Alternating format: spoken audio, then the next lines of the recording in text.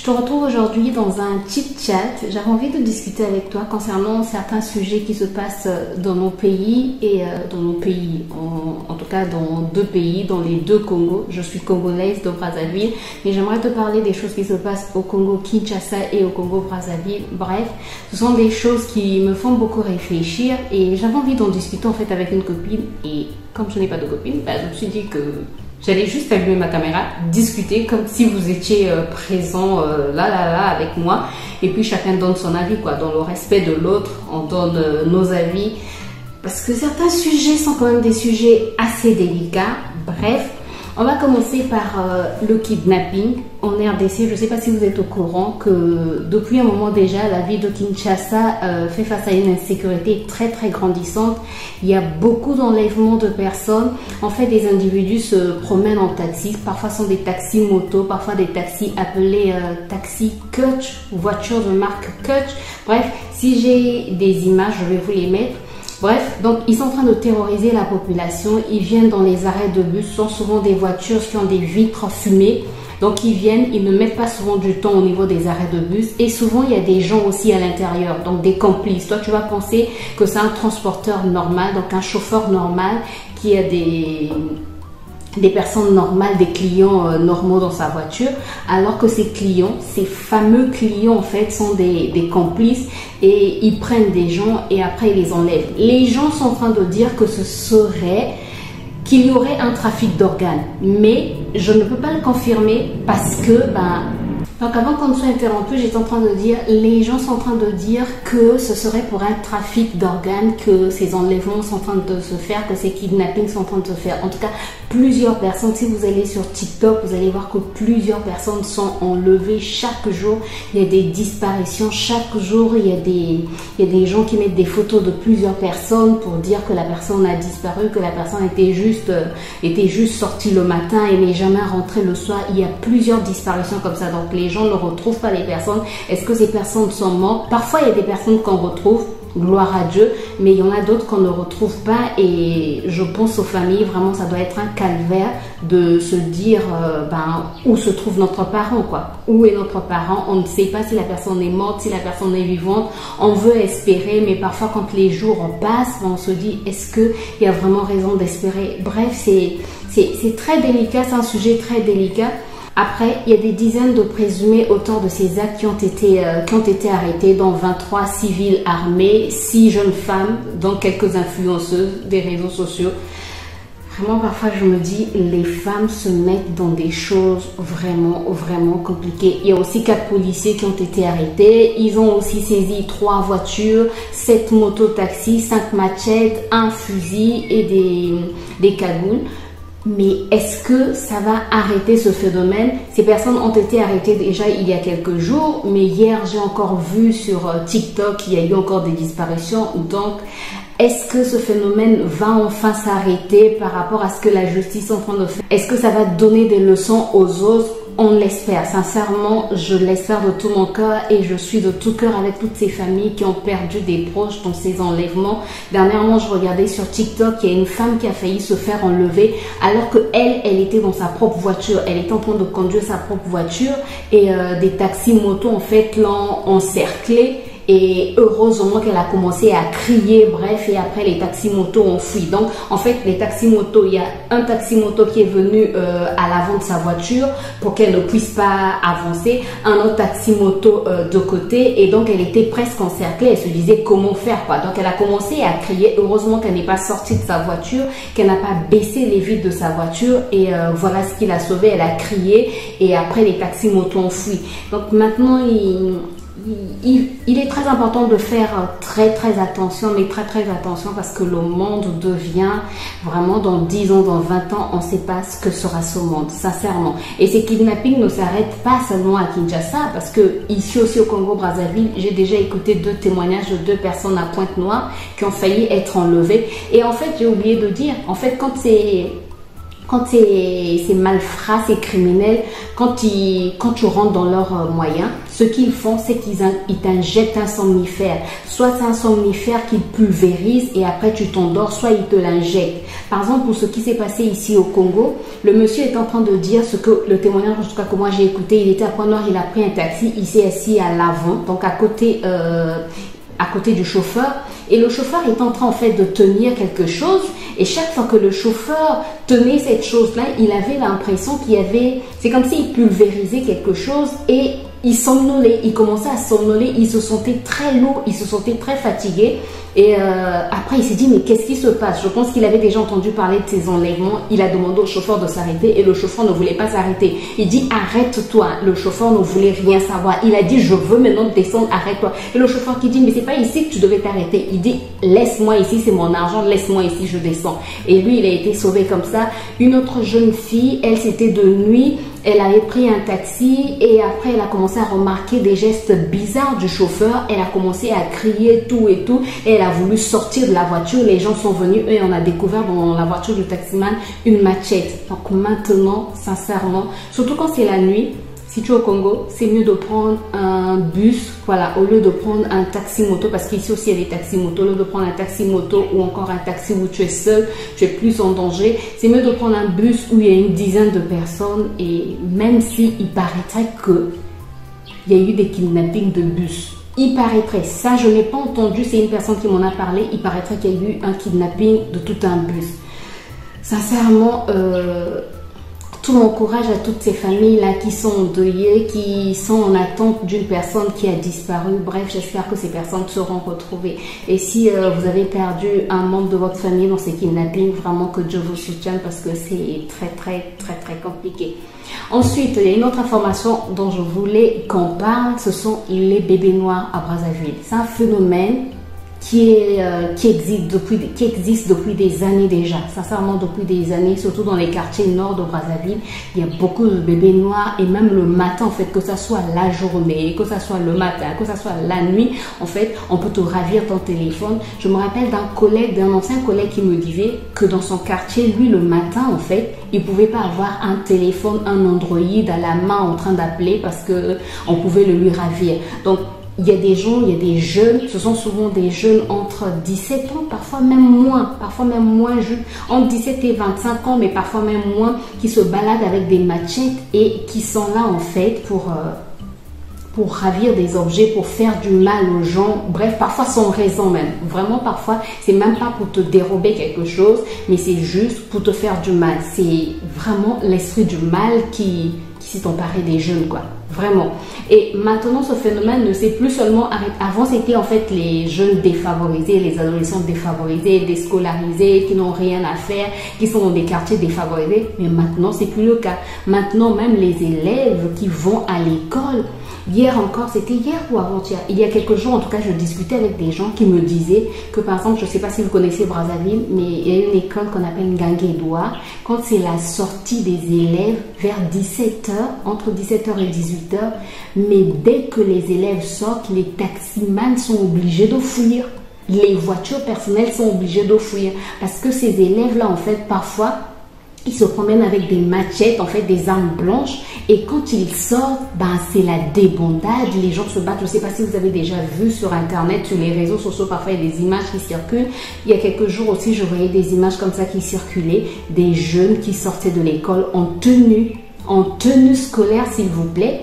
Et qui ont commencé à faire la pagaille avec des armes blanches. Et heureusement que dans certains quartiers, la population est obligée de faire la loi, quoi. Donc la population, il y a des jeunes, au lieu de fuir, pendant que d'autres sont en train de fuir, il y a des jeunes qui se sont saisis de quelques jeunes et qui ont commencé à les tabasser, mais les tabasser correctement. Après, dans les quartiers où ça se fait, où on tabasse ces bébés noirs, on va dire que l'insécurité a un peu diminué. A vraiment un peu diminué, mais c'est pas le cas de tous les quartiers. Vraiment, la police aussi, c'est vrai qu'elle est en train de faire son travail, mais c'est tellement... Vous n'allez pas vous dire que des élèves qui sont à l'école vont commencer à agresser des gens dans la rue. Non, vous n'allez pas vous dire que des élèves qui vont à l'école sous la tenue, en fait, quand tu vois les images, mais les images sont tellement atroces, tu vois en fait un élève à qui on retire la chemise de la tenue, en fait la chemise, et tu vois derrière dans son dos une machette.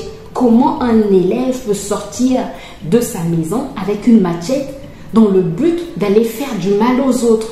Mais je pense que le problème, après ce n'est que mon humble avis, je pense que le problème est un peu plus grave, un peu plus profond.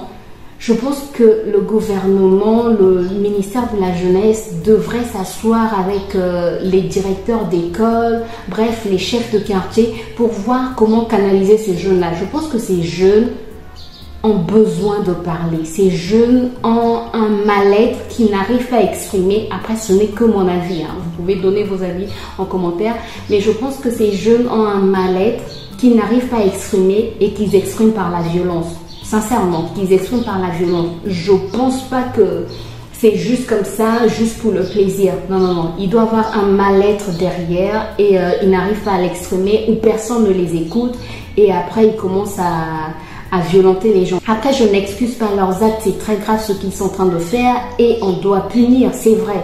Mais derrière tout cela, pour chercher à éradiquer ce fléau, je pense qu'il faudrait que le ministère de la Jeunesse essaie de trouver quelque chose, de trouver une solution en fait pour discuter avec la jeunesse et pour voir qu'est-ce qui ne va pas. Chez nous, on ne parle pas souvent de dépression. Chez nous, on ne parle pas souvent de traumatisme. Chez nous, on ne parle pas de beaucoup de choses. Il y a tellement de sujets tabous. On se dit que l'Africain ne peut pas souffrir de dépression, l'Africain ne peut pas souffrir de traumatisme.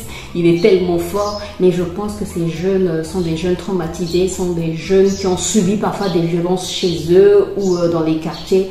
Et après, on ne donne que ce qu'on a. Donc, ils ne donnent que ce qu'ils ont en fait au fond d'eux. Bref, mais les quartiers deviennent très dangereux. On me parlait aussi dernièrement, ça se passe aussi dans les quartiers sud. J'ai parlé des quartiers nord, mais même dans les quartiers sud. Une fois, on me racontait, pour ceux qui connaissent encore Brazzaville, à Bifouti, il y a une dame qui s'est fait agresser en fait très tôt le matin à 5 heures. Les mamans qui vont souvent vendre très tôt le matin au marché, elles sont obligées de sortir très tôt pour aller acheter des choses. Et à 5 heures, elle s'est fait agresser. Et on lui a ravi de l'argent. Bref, c'est souvent comme ça. Et des choses atroces se font. Mais vraiment, je pense que qu'on devrait discuter avec les jeunes, que chaque parent déjà devrait discuter. Si dans chaque cocon familial, dans chaque maison, on prenait le temps de discuter avec chaque enfant, je pense que ça réduirait peut-être le taux de violence et ça réduirait peut-être aussi le traumatisme de ces enfants. Bref. Alors, quelque chose d'autre qui se passe au Congo, là c'est Adolizi, c'est une épidémie, je ne sais pas si c'est une épidémie, si on va déjà parler d'épidémie, mais attends, le nom il est tellement, c'est shigellose, je vais te l'inscrire là, je ne sais pas si c'est comme ça qu'on le prononce, shigellose, dite maladie des Massa, depuis le 11 juillet 2023 à Adolizi. Donc, depuis le 11 juillet 2023, il y a eu cette maladie qui s'est déclarée, causant 6 morts, selon un communiqué du ministère de la Santé et de la Population. Et au 13 juillet, il y avait 1200 cas de cette maladie. Ça, c'est selon les formations sanitaires de Dolisie, avec 5 décès. Donc, 5 décès à Dolisie. Il y a eu 6 cas à Pointe-Noire, 1 décès, 1 cas à Brazzaville et 2 cas suspects dans le département de la Bouenza. Alors, pour les symptômes de cette maladie, les patients ont de la fièvre entre 39 et 40 degrés, des céphalées, une diarrhée qui peut être sanglante, une fatigue extrême. Il y a aussi des douleurs abdominales, vomissements. Des analyses faites localement au niveau de la ville de Dolisie ont conclu que c'est donc une shigellose, dite maladie des mains sales, mais on attend encore la confirmation du laboratoire national. Et pour la transmission de la maladie, elle se fait par voie féco-orale. Donc les aliments, l'eau et les aliments souillés par les bactéries ainsi que les mouches peuvent transmettre les bactéries. Pour les précautions à prendre, se laver les mains correctement, régulièrement au savon. Donc très important si vous avez de la famille au Congo ou si vous êtes au Congo, il faut se laver les mains régulièrement. Maintenant, je me dis que j'ai raison de me laver les mains toutes les 1 minute, même si j'exagère quand même un peu. Mais c'est important de se laver les mains et surtout d'éduquer les enfants à se laver les mains. Surtout les enfants. En fait, les enfants n'ont pas cette habitude.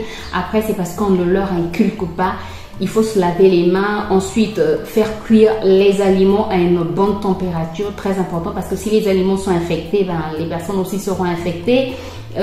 Boire de l'eau potable, alors là c'est très délicat parce que de l'eau potable on n'en trouve pas partout. Donc, si possible, faire bouillir de l'eau, ça aussi, c'est pas évident. Mais dans la mesure du possible, en tout cas, boire de l'eau potable. Ne pas faire la cuisine pour autrui si on observe quelques symptômes de la maladie. Donc, les symptômes que j'ai cités plus haut. Et ensuite, observer une bonne hygiène fécale. Donc, après être allé aux toilettes, se laver les mains, c'est très important. Les gens qui ne se lavent pas les mains après être allé aux toilettes, maintenant, sachez qu'il y a cette maladie, la shigellose ou la maladie des mains sales. Tout est dit en fait dans le nom de cette maladie des mains sales. Il faut se laver les mains au savon, il faut laver. Quand tu achètes un fruit, ne le croque pas comme ça dans la rue.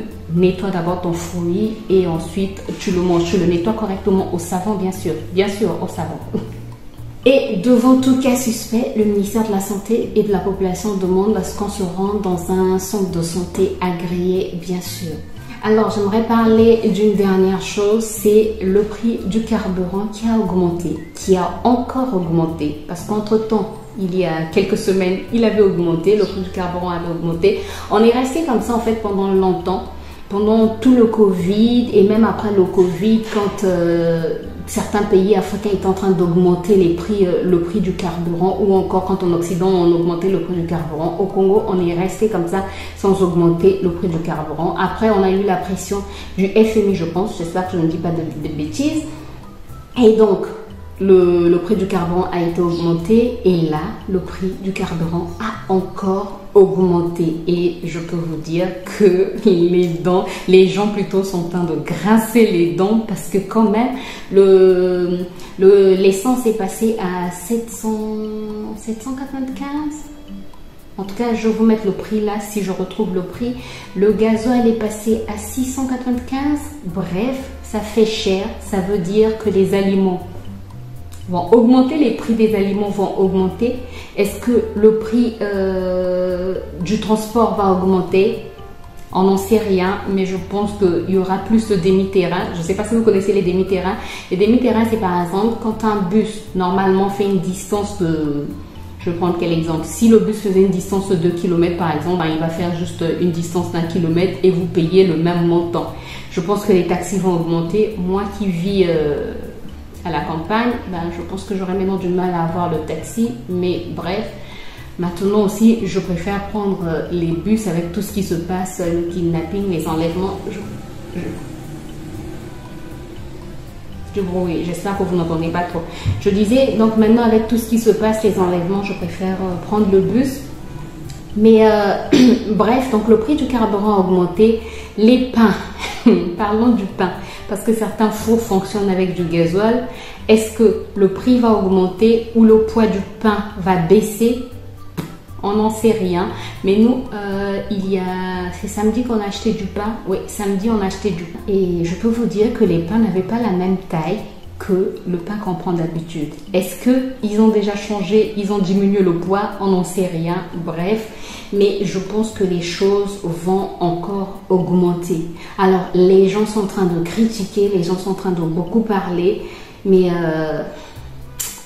c'est compliqué. Cette affaire est vraiment compliquée.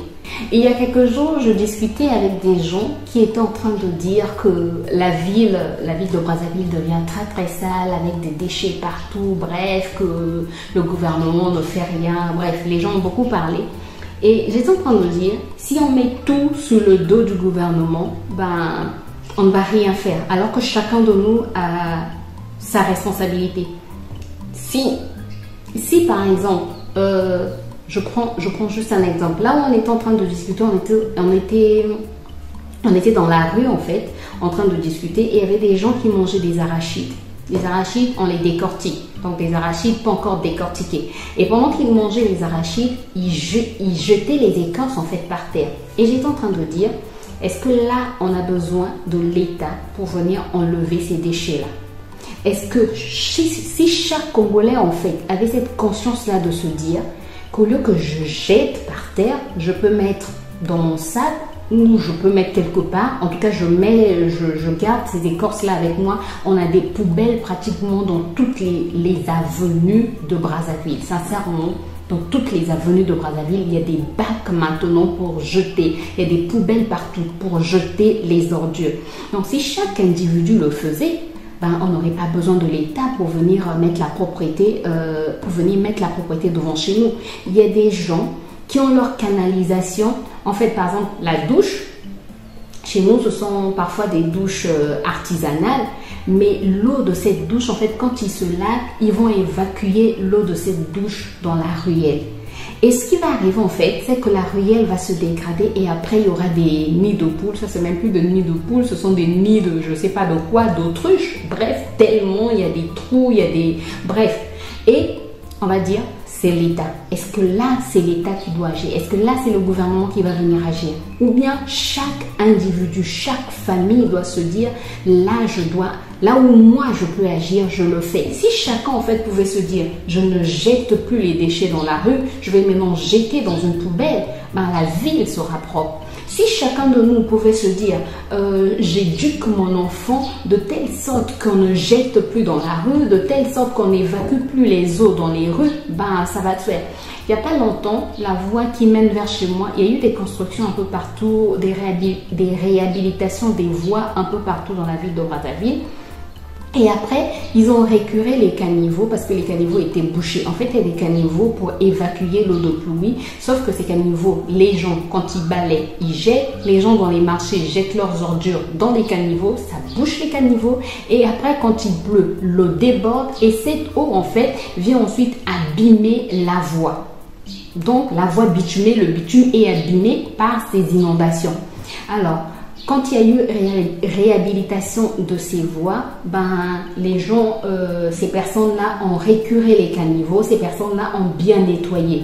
Et pour combien de temps? Normalement, chaque premier samedi, c'est chaque premier samedi du mois, je pense, ou chaque dernier samedi du mois, je ne me rappelle plus. Mais chaque premier samedi du mois ou chaque dernier samedi du mois, les gens doivent balayer devant chez eux. Mais tu vas voir que les boutiques, normalement, les boutiques n'ouvrent qu'à partir de 10 h, donc chaque premier samedi du mois ou chaque dernier samedi du mois, comme je l'ai dit, je me rappelle plus trop. Mais les gens, qu'est-ce qu'ils font en fait? Ils balayent et ils jettent les déchets dans le caniveau. Le caniveau après qui sera bouché pendant la saison de pluie et ensuite l'eau va déborder et ensuite il y aura des inondations et ensuite ça va abîmer la voie bitumée et ensuite les gens vont se plaindre que les voies sont abîmées, que le gouvernement ne fait rien. Donc au lieu de mettre tout sur le dos du gouvernement, si chacun de nous à son niveau pouvait agir, je pense que on aurait un Congo meilleur. On aurait, c'est pas seulement le Congo, hein, je parle de... En fait, quel que soit l'endroit où on se trouve, si chacun de nous agissait pour le bien-être de l'endroit où on se trouve, on va voir que le monde irait mieux. Sincèrement, le monde irait mieux si chacun de nous prenait ses responsabilités. Mais c'est parce qu'on veut tout mettre sur le dos de quelqu'un d'autre. C'est parce qu'on veut rejeter la faute à quelqu'un d'autre. Parce que cette personne-là est à la tête du pays. Parce que cette personne-là est à la tête du quartier. Parce que cette personne-là est à la tête de l'entreprise. Parce que cette personne-là est à la tête de la famille. On rejette tout sur cette personne. Et après, on se dit, ça ne marche pas à cause de cette personne. En fait, on aime rejeter le tort sur une seule personne, alors que tout le monde, si on se tenait la main dans la main, ben on pouvait faire quelque chose, on pourrait faire quelque chose de meilleur, quoi. Bref, voilà ce que j'avais envie de partager avec vous. Sincèrement, j'avais envie de discuter. En tout cas, j'avais envie de discuter avec vous. Tu peux donner ton avis dans les commentaires. Et moi, je te retrouve très bientôt dans une nouvelle vidéo. D'ici là, prends soin de toi, porte-toi bien et on se dit à bientôt.